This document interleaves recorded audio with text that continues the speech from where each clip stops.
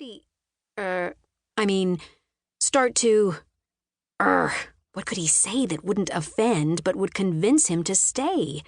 Especially since he wasn't sure how long Mr. Carlyle could keep the position. I'd appreciate your help in turning this place into what my father and I have envisioned.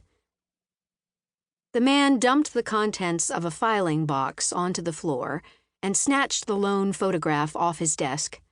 Before packing it, he stopped to give David a smug look. Good luck doing that without me. He opened a drawer and retrieved a sweater and a tin box. Is Liberty really hiring? The youngest of the 3 remaining men ruffled his red hair. David clamped his jaw to keep from begging the man to stay. His father would have immediately handed the kid a box for uttering such a disloyal question. But why would these men feel loyal to Kingsman and Son? Father had only visited once after he'd received the deed from the former proprietor, who'd signed it over to clear a debt. He'd then left the place to run on its own, expecting the same diligence from his Teaville manager as those who ran his holdings in Kansas City. As soon as these workers found out Kingsman and Son planned to sell this place, what reason would they have to be loyal? David refused to let his body posture slump an inch.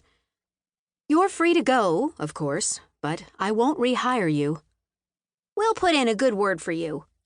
Mr. Carlyle waved a beckoning hand toward the redhead. The 2 other men stared down at their desks.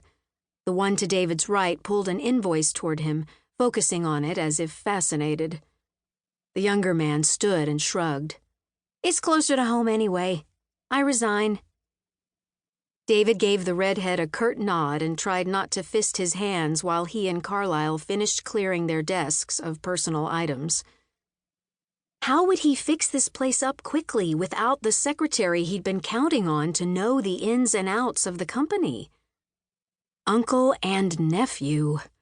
How he wished that information had come to light earlier. After the 2 men exited, David turned to the remaining 2 employees. Continue on. I'll be asking for your help shortly. They both gave him a nod before he returned to Mr. Burns's office. Shutting the door quietly, he wilted onto one of the office chair's cushioned arms. Good thing Father had already banished him to Teaville, for it seemed he'd be here a while. He stared at the papers and ledgers piled on the desk, then looked at the clock. 3:15. As if his stomach could read time, it rumbled, reminding him how he'd skipped his lunch hour while agonizing over the right decision, which now seemed to have been the wrong one. He grabbed the jacket he'd left draped over a chair and shrugged it on. Working on an empty stomach was foolhardy, but he really couldn't blame this fiasco on hunger. I'll return, gentlemen. He strode through the office and out onto the metal balcony that overlooked the main floor of the factory, where men sorted, boxed, and hauled all the various iterations of AK glass canning jars. Thankfully, the furnaces were clear across the building and the heat was only mildly stifling here. His hard soles clanged as he descended the narrow metal staircase, like the pinging of a hammer pounding nails into the coffin where his business prowess now lay. Outside, the early autumn air was almost as muggy as inside the factory, but at least the sun was shining. He closed his eyes against its bright rays. Lord, I need help.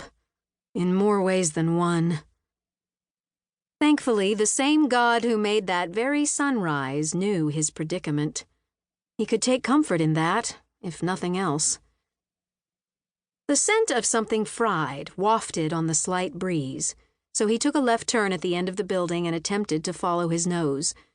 He glanced around at the industrial area surrounding his factory, bland brick-walled alleys, rutted roads, and tall buildings. Why hadn't he asked the men where he could get something good to eat? As he passed by another massive factory, the sight of a street a block ahead crowded with buildings better suited for small businesses made him rub his hands together, especially since the fried smell was stronger now.